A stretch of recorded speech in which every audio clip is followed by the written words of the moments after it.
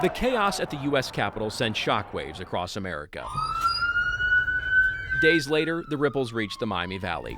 Jessica Watkins, this is the FBI with a warrant. Come to the back door with your hands up and empty.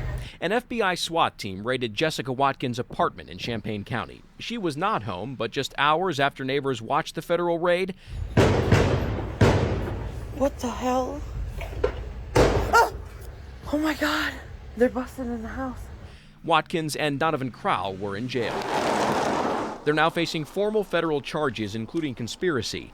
The FBI says they coordinated their attack on the Capitol along with Thomas Caldwell from Virginia. Federal prosecutors say all three are part of a large but loosely organized militia group known as the Oath Keepers. The militia movement is an anti-government extremist movement that started in the United States around 1993, 1994, with a focus on conspiracies against the federal government. Mark Pitkavage is a senior research fellow with the Anti-Defamation League Center on Extremism. The ADL is one of the largest civil rights organizations in America and tracks extremist groups. Ohio has had a long history with the militia movement specifically. Ohio was one of the very first states where militia groups started to appear. Within the militia movement, Mark, who are the Oath Keepers? The Oath Keepers are one of the largest single groups within the militia movement.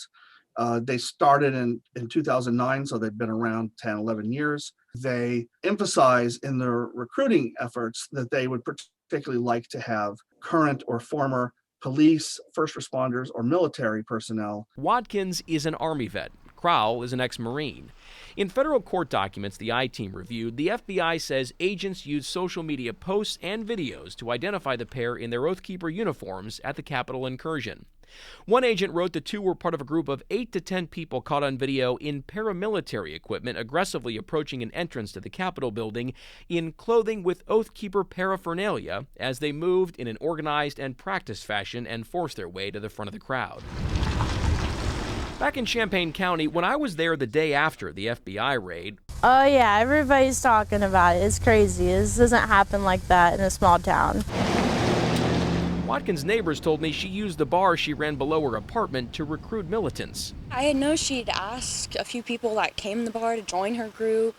It seemed that she was pretty open with her opinions. Federal court documents show when the FBI searched Watkins' apartment, agents found guns, pool cues cut down to baton size, zip or cable ties, and these instructions on how to make explosives, among other items. The feds arresting and charging Watkins and Crowell is a part of the FBI accelerating its investigation into the role extremist groups played in storming the U.S. Capitol. A political violence expert here at Cedarville University told News Center 7 that effort from the feds follows the FBI's renewed focus on domestic terrorism over the last 5 to 10 years. The FBI has also reported that 2019 was the most violent year for domestic terrorism since the McVeigh bombing in 1995. Dr. Glenn Doerr says historically the FBI focused on domestic terror right up until 9/11. And then Al-Qaeda came in and that became the predominant focus.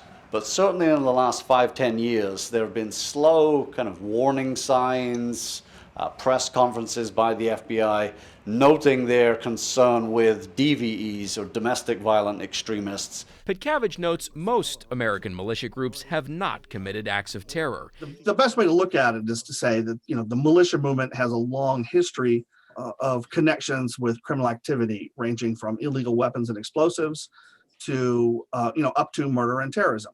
He says the FBI's focus on extremist groups, like militias in the wake of the Capitol attack, is the agency responding to rising threats. And it's a good thing because it certainly is the track record of incidents to back up the idea that resources should be placed on this. By looking at this bulletin from Homeland Security, the incidence of threats from domestic extremists now on the rise. The Miami Valley, along with communities across the country, not immune from their reach. For the I-Team, I'm John Bedell, News Center 7.